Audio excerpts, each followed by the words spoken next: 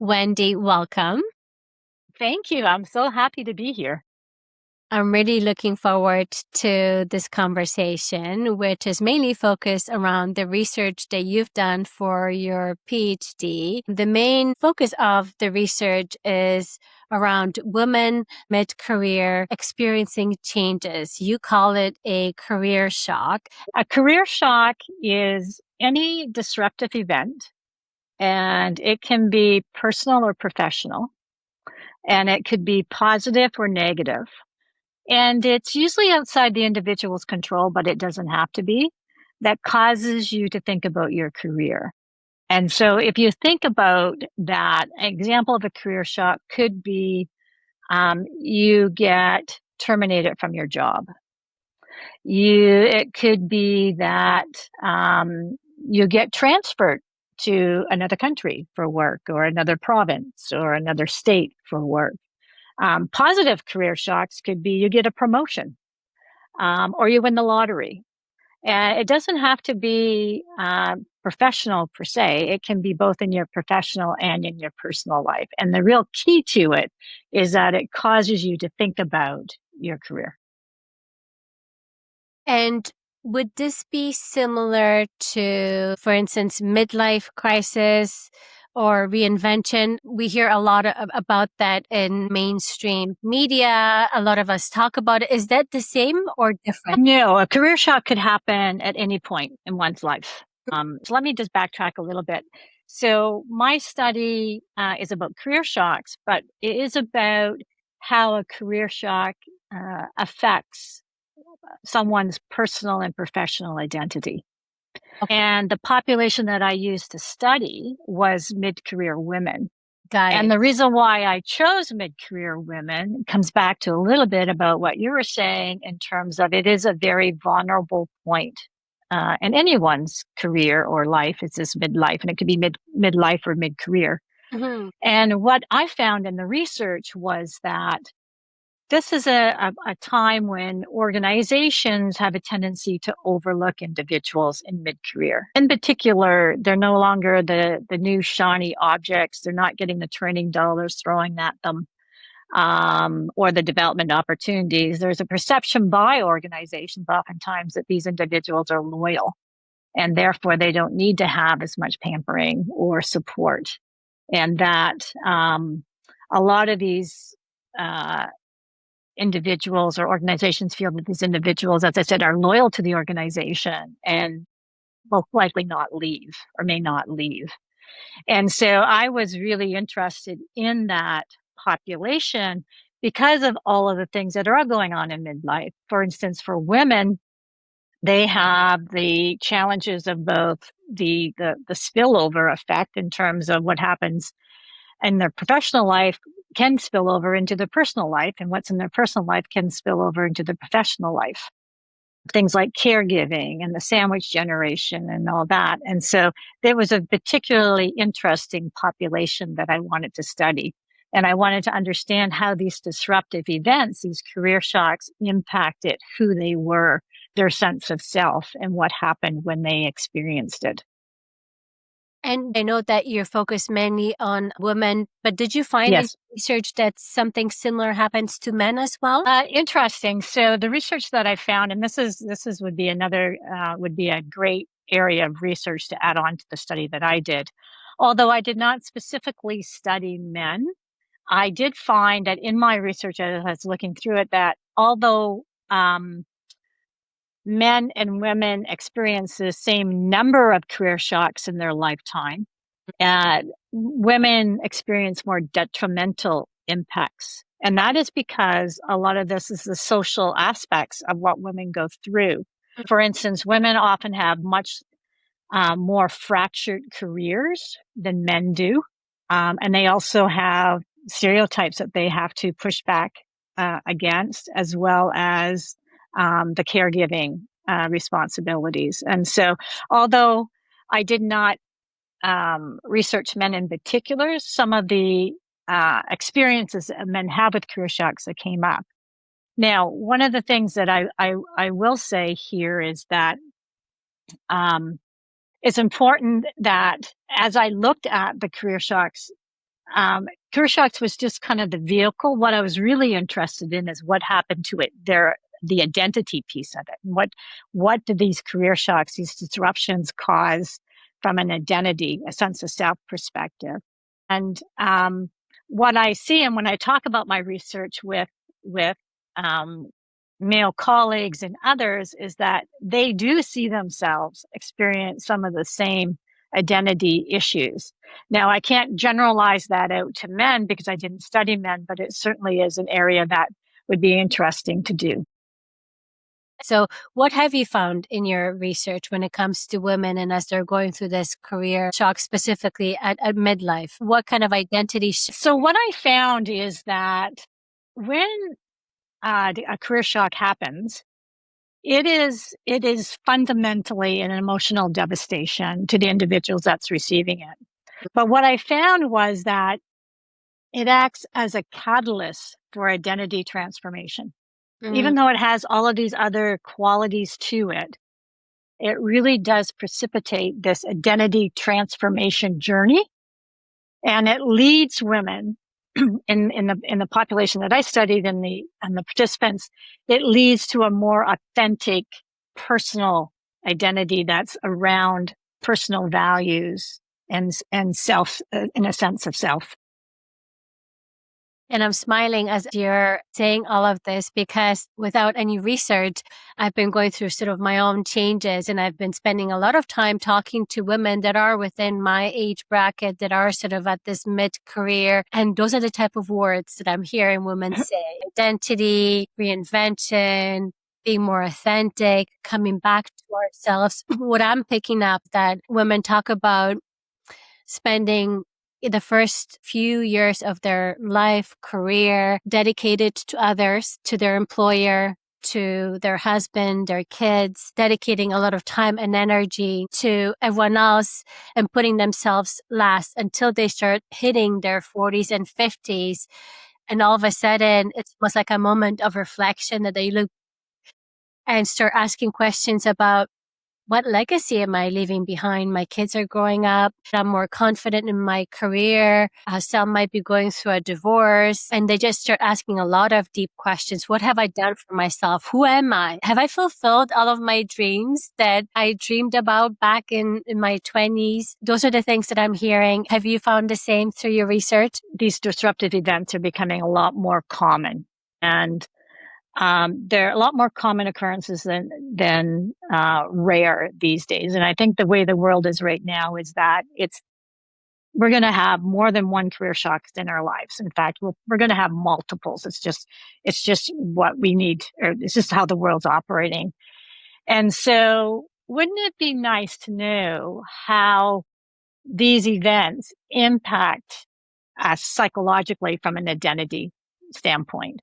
And because if we could understand how that happens, wouldn't it be nice to normalize it, to make it feel that, you know what, I'm not, as you said, I'm not experiencing something that I shouldn't be experiencing because I'm at a certain age. It's that, you know what, these events precipitate these feelings, and it's okay for me to be experiencing that. And so what I found with the mid-career women is that, yes, there's a point in time in their career where they start reflecting and stuff like that, but it's usually precipitated by something. And again, with the career shock being a broad terminology, it's usually something like a career shock that gets them to start thinking about that.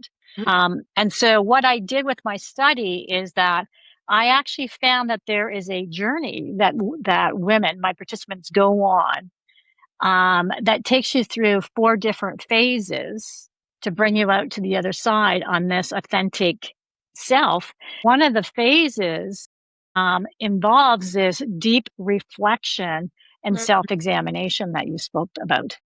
interesting. And what are the other phases? So the first phase in the model is called, I called it, it's the first theme. It's called shattering identities or shattered identities. Happens is usually an individual will have experience this disruptive event, and it comes as a surprise oftentimes. And so if you think about a lot of the women that I interviewed, I'll take the ones that experience being terminated from their role, and it could have been because of reduction. Um, it may have been, although it didn't come through in my study, there wasn't a lot of performance related um, terminations.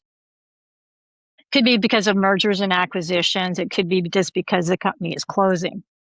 And so what these women found was that it came as a shock to them. They weren't expecting it. And so it caused a lot of intense emotion, almost like emotional devastation. They had feelings such as anger and sadness and um, almost a grief like feeling. There was frustration, and in some cases there was even relief. But it had this huge emotional uprising in them. What I found is that with these women, and this was an interesting finding that I didn't expect to be so prominent, is that for a lot of these women, they identified themselves. Their identity was who they were professionally. Yes. They had such a mesh of individual and professional identity that they didn't know who they were, because that marker of who they thought they were was always professional. Yes. And so they lost that marker, and then they lost a sense of self. And so one of the things that needed to be done for these women, and what they needed to do before they could move on, because they had such fused identities, is they needed to be able to separate out those identities. That took me into my second phase of the model, or the theme. And is what I called navigating the liminal space. And I should say, and I'll preface this, that when I was doing my research, I had a model that I was using as a background theory, and that was the Bridges transition model. And Bridges was a consultant who worked with organizations, particularly started when a lot of mergers and acquisitions were happening. And he said that in order for someone to move forward when a big change happened, and he defined change differently than transition. Change, he said, was an external event, and transition was more of a psychological process within the individual. And so what he said is that when these external changes happened, for an individual to move forward, they needed to be able to let go of who they were. They go into this kind of liminal space of no man's land, and then they come out the other side because they have to create a new persona for themselves. Right. And so I kind of had that background going in, and that was the model that I used when I was looking and talking to my participants. But what I found that was different than the Bridges model was this fused sense of identities at the very beginning, and that how that professional identity was such a marker for the individual sense of self, that there was very little separate personal identity with them. So backtrack now to my second phase, which I called navigating the liminal space. And this is really where people start to question, who am I? Like, I don't know who I am anymore. I don't have a marker to tell me who I am. I Yes. can't say that I am, Wendy Parkes, CEO. I don't have Wendy Parkes CEO anymore. I'm Wendy Parkes without a job, but I don't know who I am. Yeah. And so there's this whole psychological realignment that needs to take place in this liminal space. And it's discombobulating for women or anyone who's going through this. And so it's in this part where the individuals start to unbind their professional identity from their personal identity. And this sometimes it's where they actually start seeing themselves separately for the first time. And again, that's discombobulating too, because it's like, well, who am I? Yeah, I know I'm a mother, or I could be a grandmother, or I could be an aunt, I could be, whatever. But I really never really defined myself 100% by that. It was always a part of me. It was ingrained in me. It was innate, but it wasn't who I identified myself in the outside world. And so there needed to be in this space a release of that old identity, or what Bridget says, the letting go. But first you had to unbind it.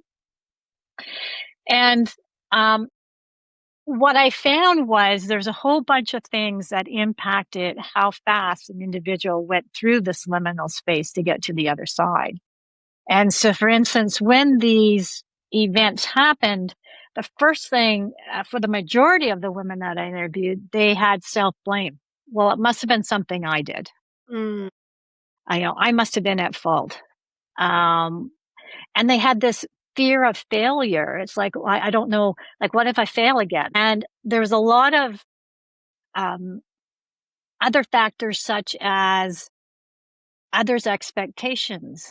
So, I had a number of participants that had family that they said, well, how am I going to tell my family? What's my family going to think about me? My family thought I was doing this really wonderful job, and now I don't have this wonderful job. And so there's all this other factors that are playing on that individual as they're in this no man's land space of trying to figure out who they are.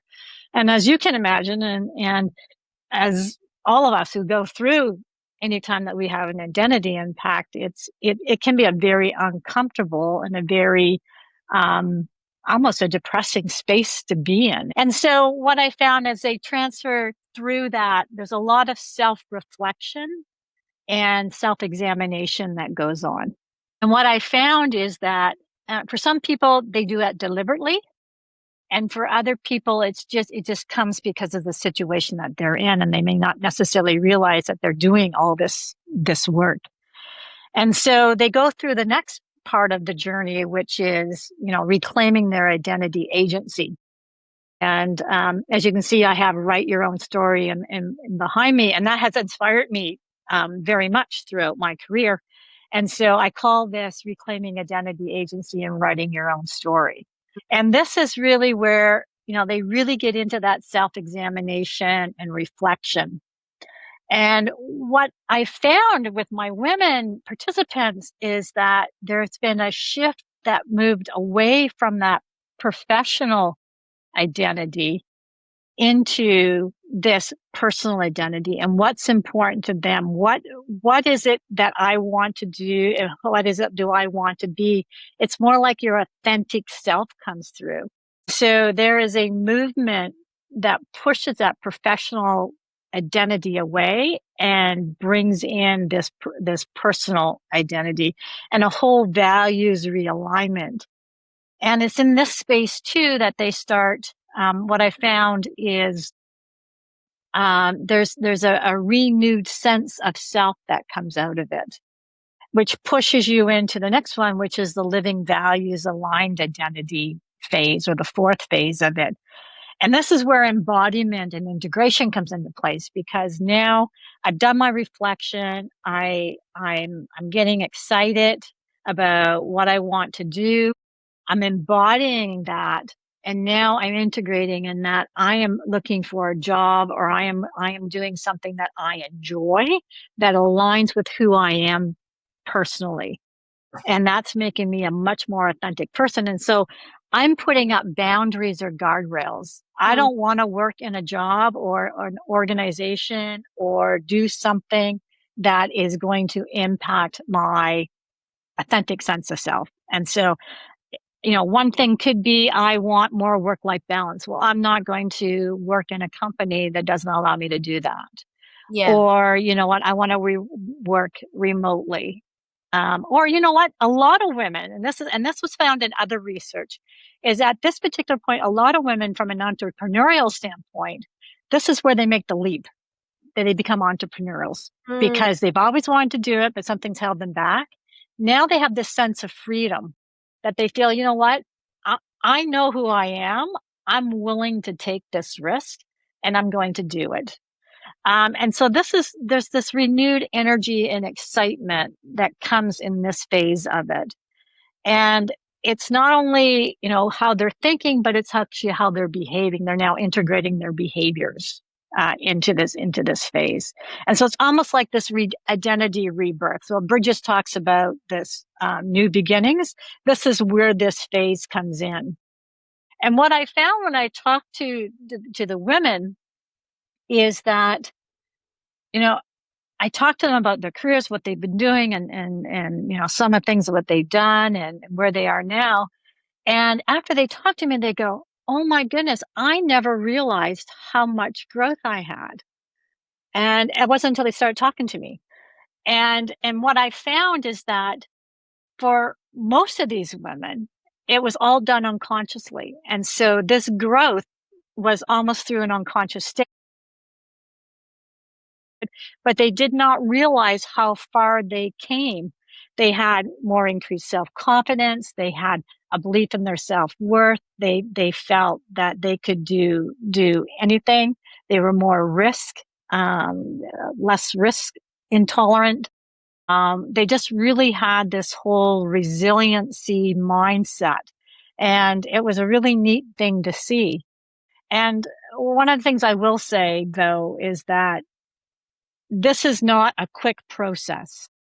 This could take, for some, it could be really fast. For others, it could take years. And for some, I also found that they get stuck. They get stuck in the process. And the reason why they get stuck in the process is that because they're more focused on the event that happened versus on moving forward. And so they're very narrow in their thought process, and they can't get past it. And so that is another finding in the research, is that mirrored other research that I found that says that sometimes with identity work, you can get stuck and you become more bitter, and you just you don't progress. You get angry and bitter, or you try to protect your previous identity, versus reconstructing it.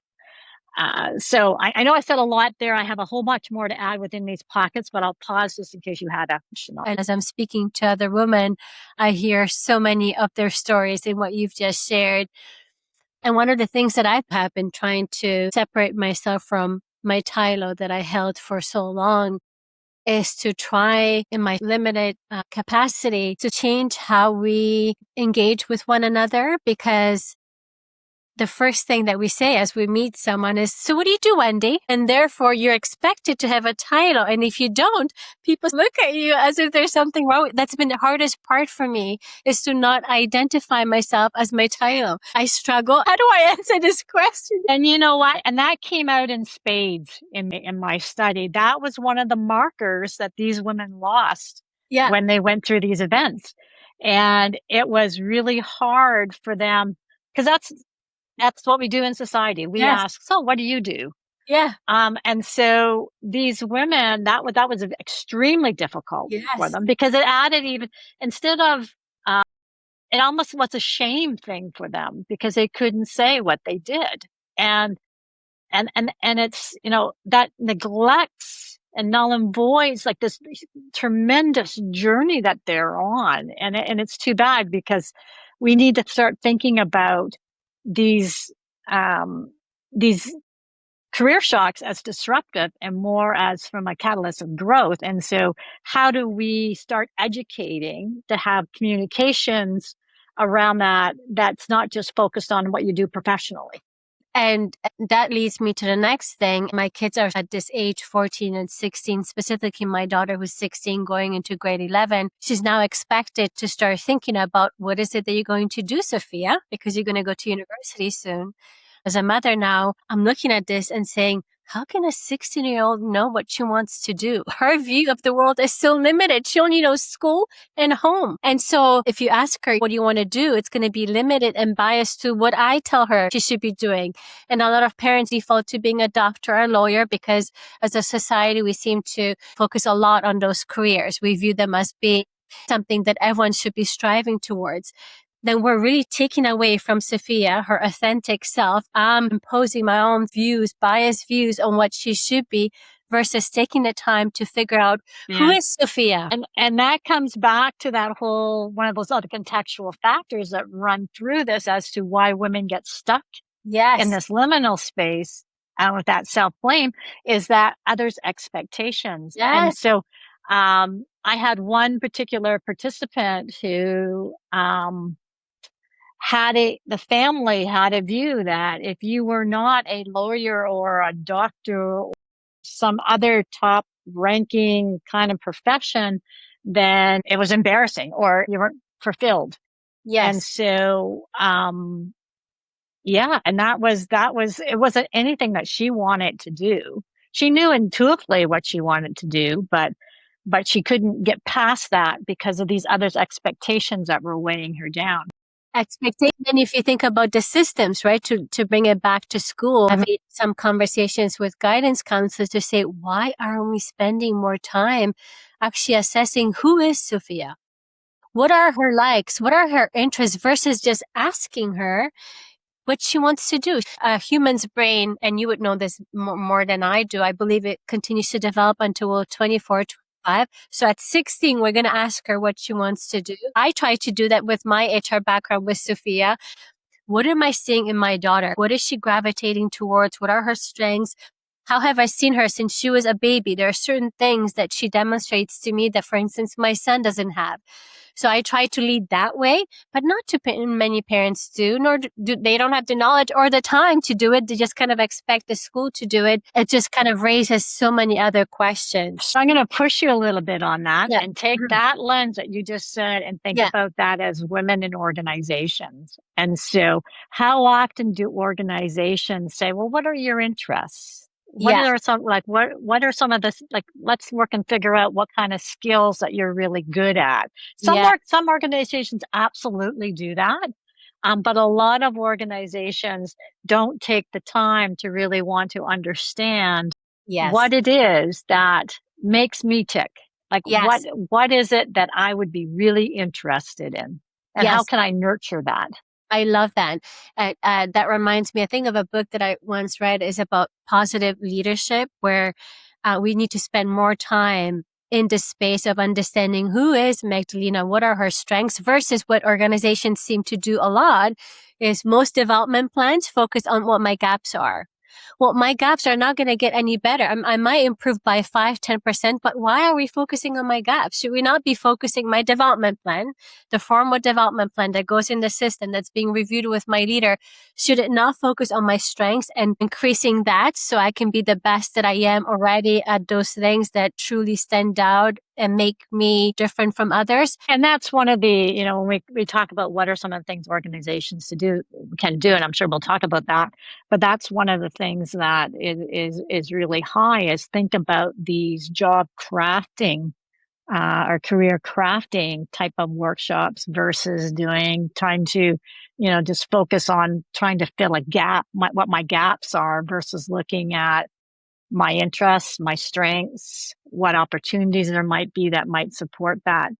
One of the things that I found, because I have a positive psychology background, and so I love looking at things from a positive psychology lens, and that the way that you were just talking about that is through that type of lens. Mm-hmm. But one of the things that I found, there's 2 points I want to make just to get back to your education and then the positive psychology one.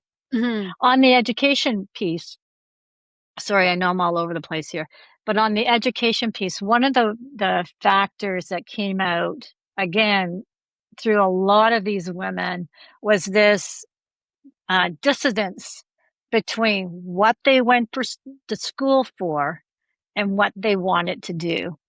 And they felt that because oftentimes they gravitated to something that they wanted to do and not what went to school for, they felt that they were failing. Yes.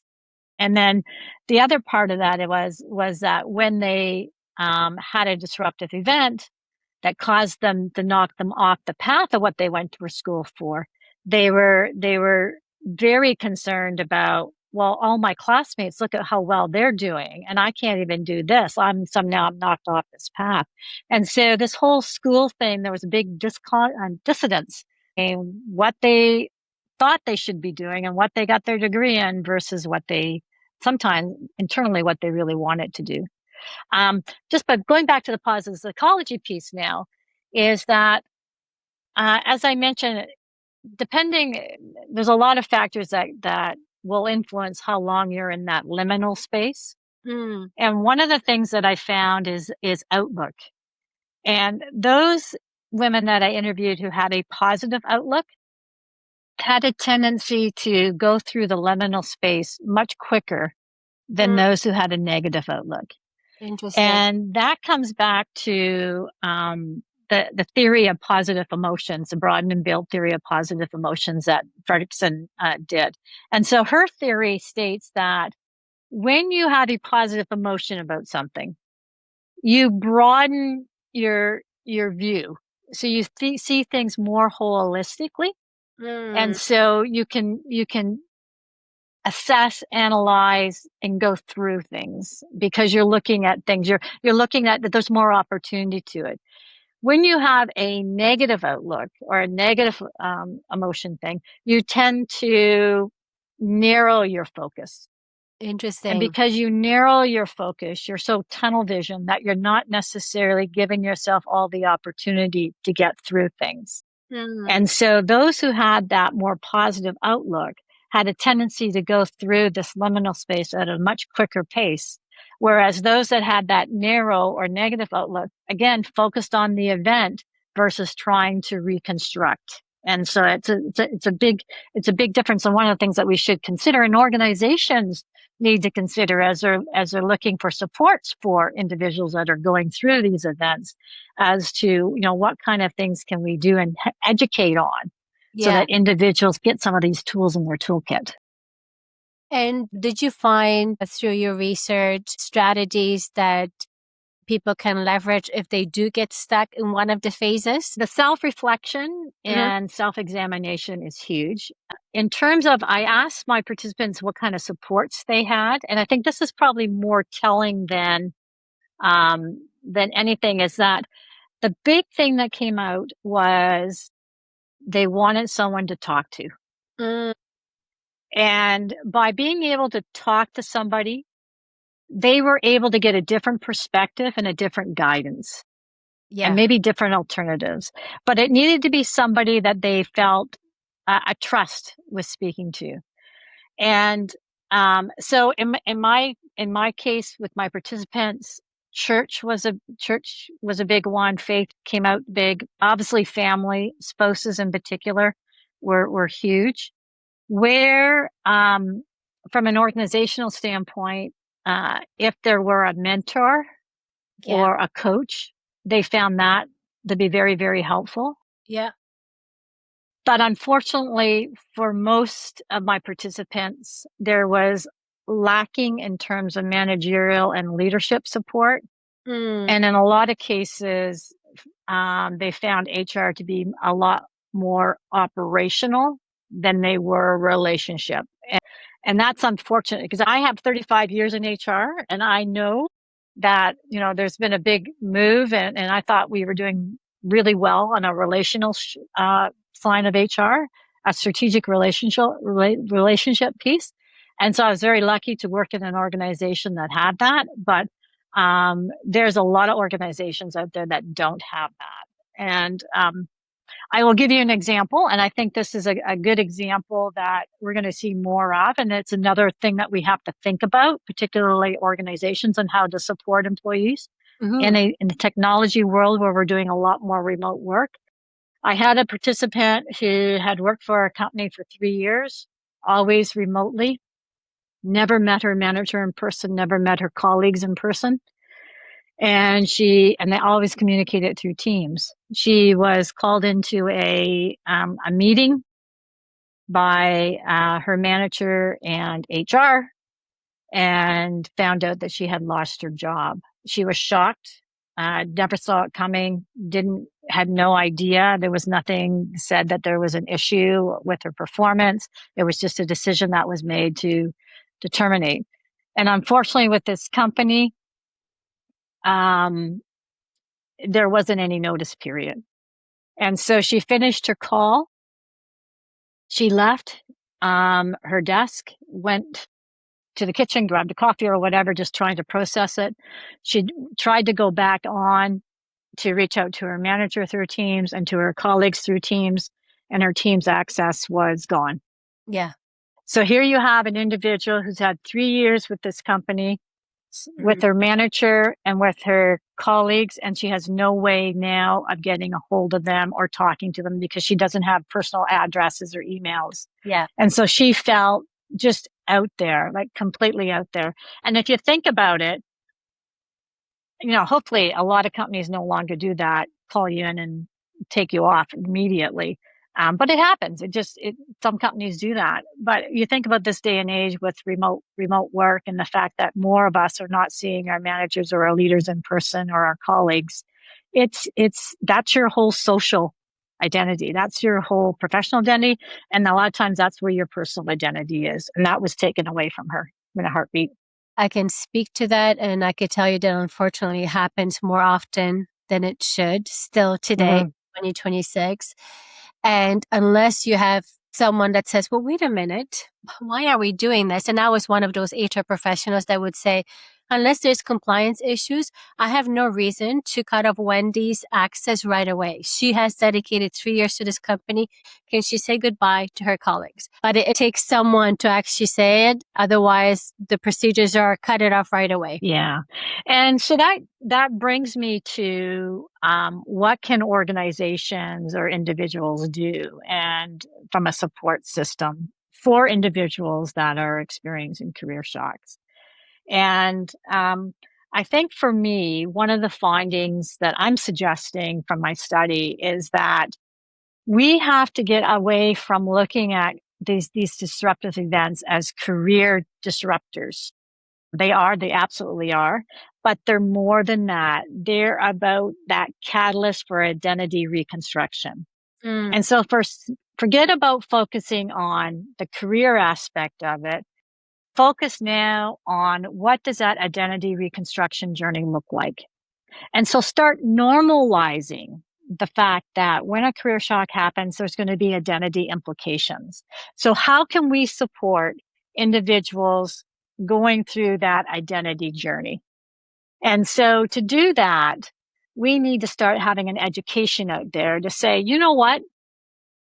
There's nothing wrong with you because you're feeling this way. This is part of the process. When something like this happens, you are going to go into that liminal space. You are going to be feeling these emotional devastation that you're feeling because the markers are gone. So Mm-hmm. don't think there's something wrong with you because you're feeling that way. That is absolutely natural. And so here's what it's going to look like over the course of the next little while. And these are some of the things that you're going to experience. And so how can we help you with that? Well, first, educate, as I mentioned. If I know what I'm going to go through, then it may not be so daunting. And Mm-hmm. then the second piece of it is um, being more proactive versus reactive to these disruptive events from an organizational standpoint, and stop being so operational about them. It's about, getting out. We know these events are going to happen. You may not, as an organization or as a leader, you may not have any on your plate that you know what's going to happen to any employees in the near future, but eventually something's going to happen because change is inevitable. And so let's now start these workshops to take individuals and let them know this whole process. Talk to them about this model that I'm talking about, this journey that they're going to go on. Start looking at setting up some mentoring and coaching opportunities, peer networks, people because all they want is someone to talk to. Yes. Start doing that. Be proactive versus reactive in it. There's lots of things organizations do. And let's start with the leaders and the managers. Yes. Let's get them to understand that when something happens, because not only will they themselves have their own career shock, but they're going to be managing people that have it. And so get the education out to them to understand what this process is and what they're going to be feeling, because that way then they know what their employees are going to be feeling. And they can help them with the fact that this is a normal feeling process. And do you know of any organizations that are actually doing and engaging in these conversations?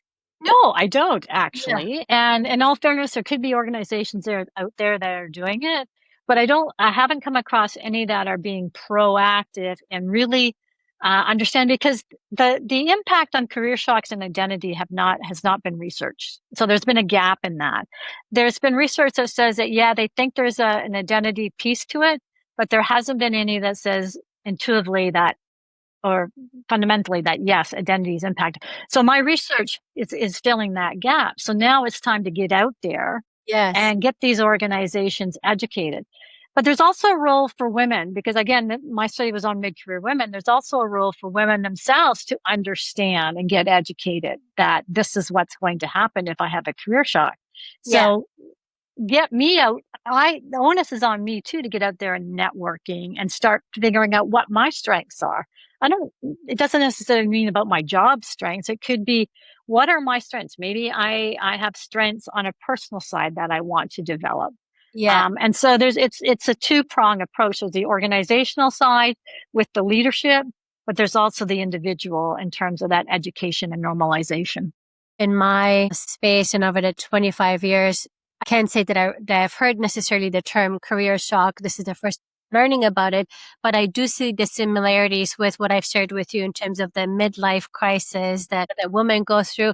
The other one that I also heard about is the quarter life crisis, which typically happens in your late 20s. You go to school for all these years towards a career that someone told you should do, most likely your parents or your guidance counselor, and you're on this mission to finish the school and start a career. And then you do, and you realize, wait a minute, is this it? Some ignore the noise and just stick with it. And there's others that are more risk takers that say doing something different. And again, it's just, how you help those individuals, regardless of how they get to that point, is just understanding that, there is a journey that they're going to go through when they're in that questioning phase. And what does that look like? Yeah.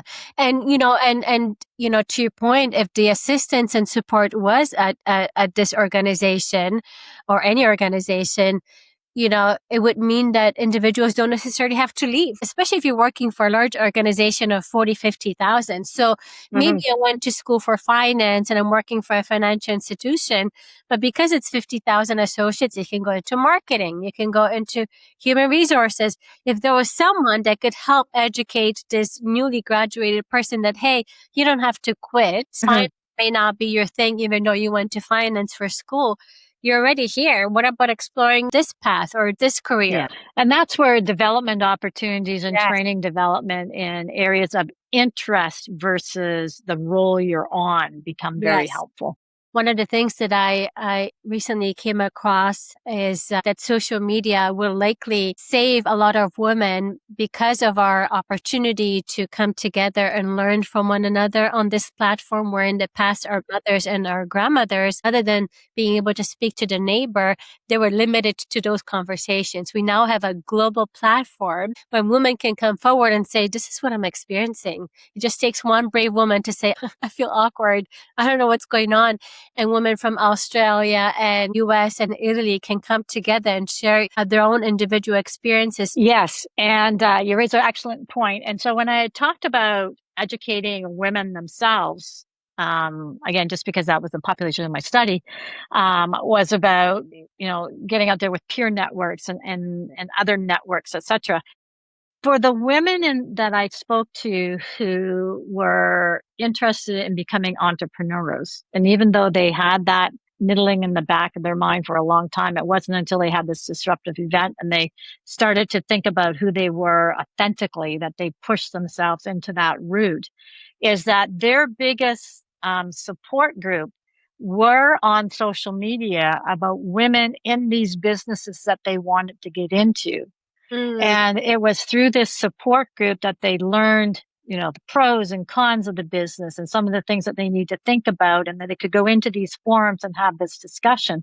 And so that part of it on social media was a blessing for them.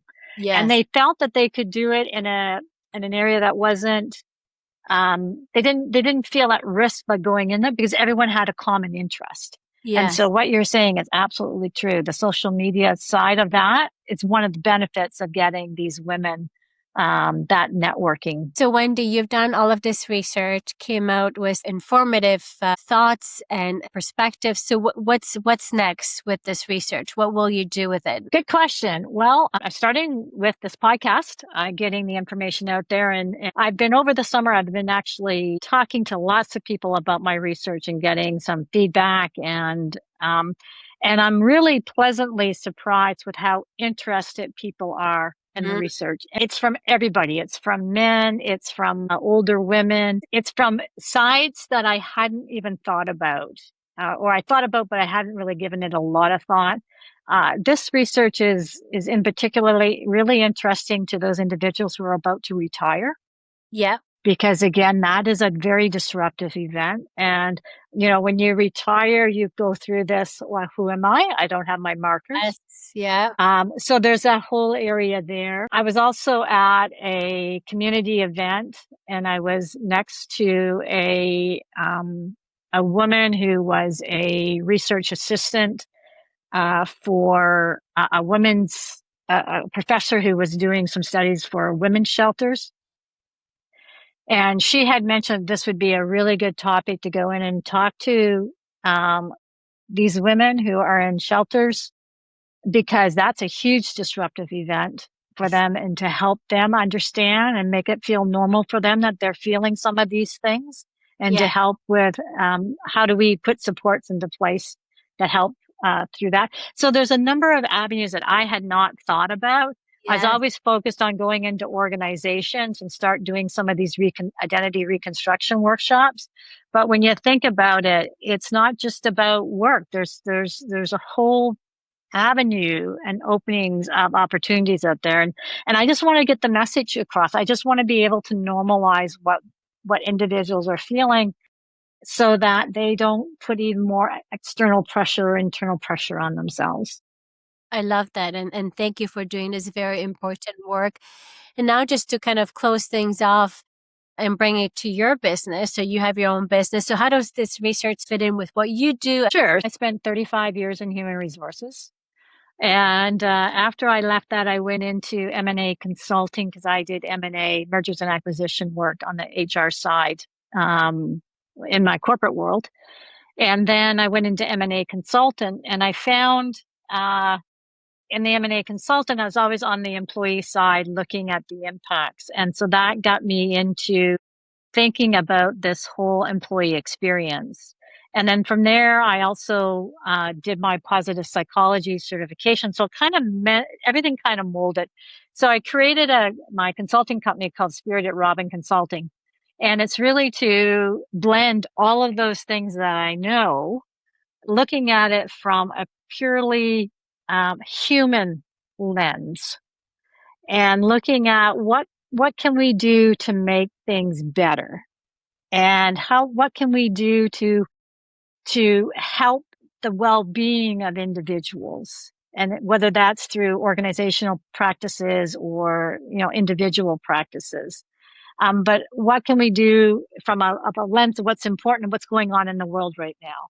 And so that's why the career shock piece fell into it. And so what I'm looking at is actually blending all that and helping individuals and organizations through consulting work with these companies. And so that's where I am at the moment. Thank you for sharing that. Is there anything else that you wanted to add before we close off? I think the only thing that if the one message that I can get across is that for individuals and organizations to stop looking at these career shocks or disruptive events as a career disruption, and Yeah. think of it more as an identity or a catalyst for identity reconstruction. Yeah. And that it's usually ends up, individuals usually come out the other side with a much more authentic identity, and they're happier and more energetic, and not to be afraid of these disruptions, because there is a positive outcome to them. Thank you so much for doing this work. So informative, so impactful. And like I said, I was smiling throughout our whole conversation because I've heard so much of it as I'm speaking to women, and to be able to put it into words and actually put research behind it feels really good. Thank you so much, Wendy. Really Well, appreciate it. thank you for having me. I really appreciate it. Thank you.